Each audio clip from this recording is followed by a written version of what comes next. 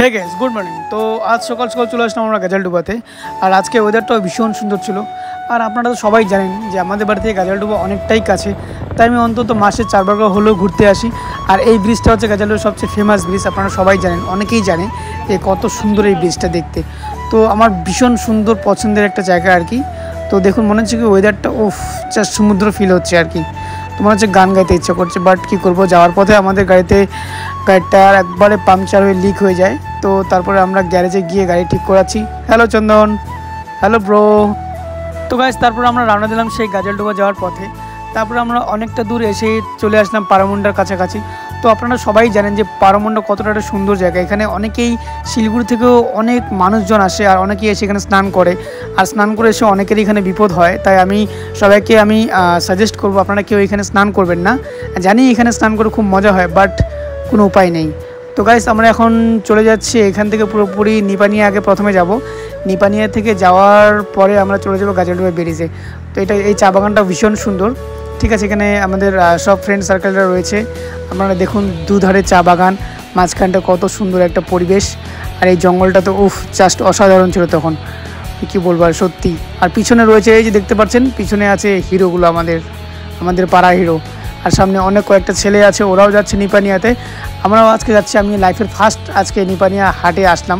তো এসে দেখছি এখানকার হাটে এতটা ভিড় থাকে, কখনো ভাবতে পারিনি যে জঙ্গলের ভিতরে এতটা ভিড় হয়। অবাক ব্যাপার সত্যি। তো অনেকে এখানে এসে নিজে রান্না করে খায়, আবার অনেকে বিয়ার খায়, হাড়িয়া খায়। তো গায়ে সত্যি কথা বলতে আমি এইসব নেশা টেশা কোনো কিছু করি না, তো আমি কোনোদিনও খাইনি।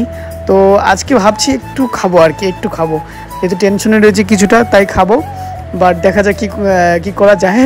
তো গাইজ, তোমরা ব্লগটা কন্টিনিউ করতে থাকো। তো গাইজ, আমরা তারপরে নিপানিয়া হাট থেকে সোজা বেরিয়ে চলে আসলাম তিস্তার শেষ সীমান্তে। এখানে এসে কিছুক্ষণ দাঁড়িয়ে এখানকার ভিউটা আমরা জাস্ট সবাই মিলে দেখে অবাক হয়ে গেছি। তারপরে এখানকার ভিউটা দেখে আমাদের পাড়ার ছেলেগুলো দেখে সবাই তো অবাক হয়ে গেছে। তারপরে এখানে থেকে একজন হিরো দাঁড়িয়ে আছে, আরেকজন হিরো এখানে দাঁড়িয়ে আছে। তারপরে আরেকটা আমাদের ঋত্বিক রোশন এখানে দাঁড়িয়ে বাইক চালানো শেখাচ্ছে। আর এই তো আমাদের কোথাকা থেকে যে আসছে ছেলেটা, মনে হয় বিহার থেকে আসছে নাকি? বেশি বেশ, তুই বিহার থেকে নাকি? তারপরে আমরা সোজা চলে গেলাম তিস্তা ব্যারেজের সামনে, গাজালডোবার সামনে আর কি। সরি গাজালডোবা ব্রিজের কাছাকাছি চলে আসছি আমরা। তো এখানকার তিস্তার ভিউটা দেখার জন্যে আমরা আর কি মেনলি আসা হয়েছে আজকে। তো তারপরে দেখুন, আমরা যাচ্ছি একদম তিস্তার শেষ সীমান্তে যাচ্ছি, যেখানে বসে আমরা একটু পার্টি শার্টি করবো। তো আমার লাইফের ফার্স্ট টাইম আর কি আমি এরকম পার্টি করতে যাচ্ছি। তো জানি না কেমন হবে, তো দেখি খাই কি না সেটা তোমরা দেখতেই পাবে। তো কন্টিনিউ করতে থাকো। আর জাস্ট ভিউটা দেখো আজকের, সেরা মনে কি সমুদ্রে আছি, সমুদ্রের ধারটা যেমন হয় ঠিক এরকম। তারপরে আমরা তাড়াতাড়ি স্পিড করে বাইক চালিয়ে সোজা চলে আসলাম এইখানে বসে। আমরা ভাবছি একটু পার্টি শার্টি করবো। এখানে কুরকুরে, চিপস, বিয়ার, হাড়িয়া সব নিয়ে এসেছি। আজকে পুরোপুরি পার্টি হবে, তোমরা দেখতে থাকো। আর দেখো আমি খাই কি না। এইখানে একজন দাঁড়িয়ে আছে, মাওরিয়া ছেলেটা, কষ্ট হচ্ছে দেখি। বাপ, চিল বলছি। তারপর গাইজ ভাবছিলাম যে আমরা স্নান করব, তো স্নান করতে পেলাম না। তার জন্য আমি একটু এখন বাইক ড্রাইভিং করব, ডিউক বাইক। তো দেখুন, আমি একদম বাইক নিয়ে সোজা চলে যাচ্ছি অনেকটা দূরে, তারপর আমি আবার রিটার্ন হব।